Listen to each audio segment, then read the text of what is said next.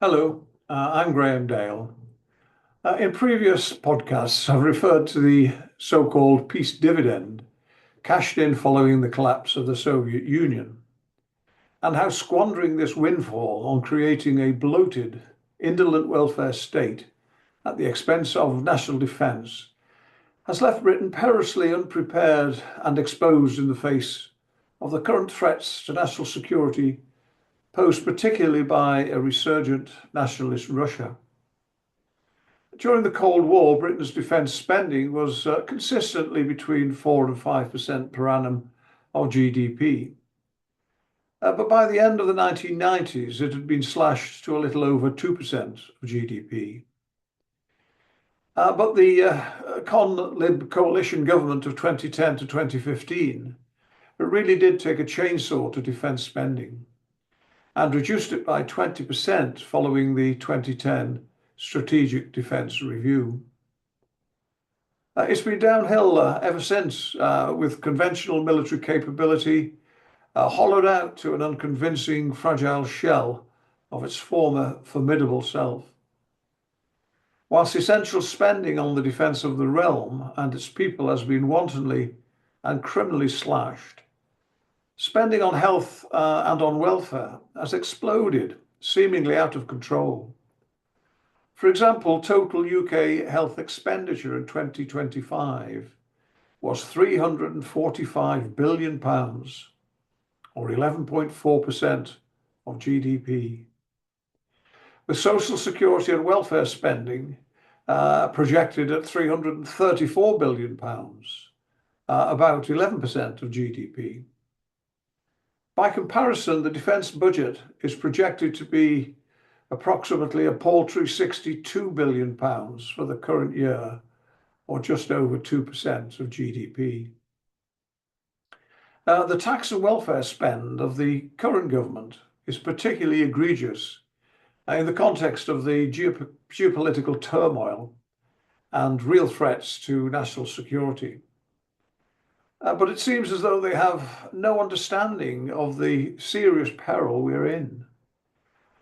Even George Robertson, that's Lord Robertson, former Labour Defence Secretary, Director General of NATO, and co-author of the government's Strategic Defence Review, has accused Starmer of corrosive complacency in not properly addressing the defence crisis as a matter of urgency.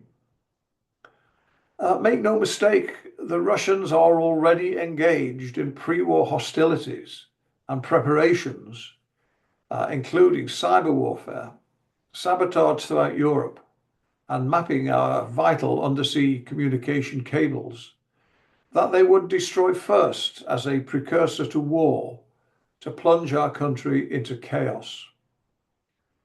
In January, a Russian spy ship was anchored in the Bristol Channel for 14 hours near critical undersea cables connecting the UK to the US, Canada, and Europe. And in April, Russian submarines were involved in a month-long operation mapping vital undersea cables in the North Atlantic. Each of these instances should be a warning about what Russia's intending future actions will be. Anti-submarine measures to deal with these threats are usually undertaken by frigates. As of early 2026, the Royal Navy had only 7 of the aging Type 23 frigates, with one of these about to be decommissioned. Of the remaining 6, only 3 are usually operational and available for immediate deployment. The inescapable conclusion must be that Britain cannot effectively defend its vital undersea infrastructure. But in addition, this is combined with not being able to defend our towns and cities and vital mainland infrastructure from missile and or drone attacks. Frighteningly, we have no effective anti-missile or anti-drone systems capable of doing the job.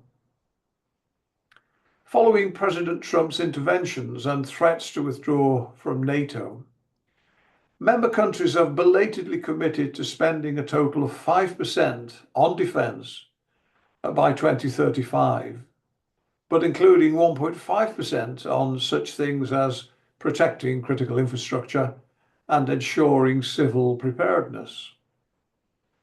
Whilst the government says it will increase Britain's defence spending to 2.5% of GDP by 2027 and eventually to 3% by 2030, this is meaningless rhetoric until the long overdue Defence Investment Plan, co-authored by Lord Robertson, is published with firm and credible commitments to immediately boost targeted defence spending to 3% by 2028 and 5% by 2035, but with a realistic roadmap of how to get there.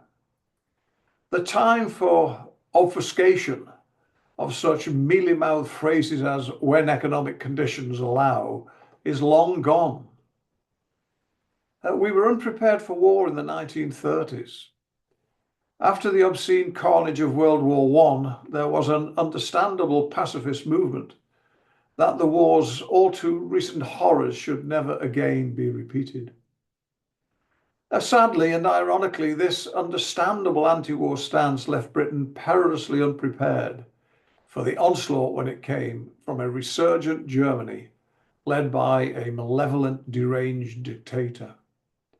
Just as we're now unprepared for a resurgent Russia led by a malevolent, deranged dictator, but without the excuse of recent history.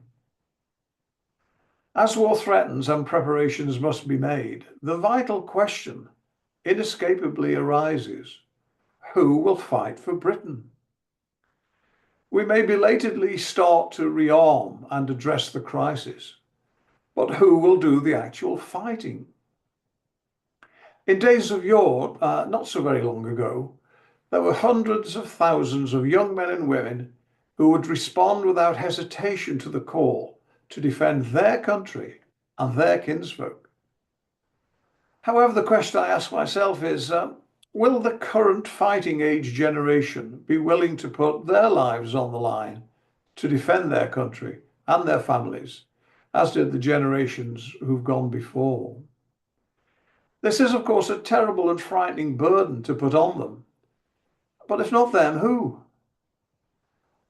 In today's Britain, I have to question if the 21st century's delusions, nihilism and decadence, combined with the narrative driven by many left-wing academics, rewriting British history as an evil empire not worth defending, combined with the incessant brainwashing of woke ideology and anti-British propaganda throughout our education system, has produced a generation too disconnected from reality to defend themselves and the nation. I fear the time might be fast approaching when we may need to find out, unless Putin and his ilk can be deterred by a British nation once again united, once again re-energized in self-belief and national pride, and once again rearmed and re-equipped for our essential self-defense and the preservation of the peace our ancestors fought so hard to bequeath.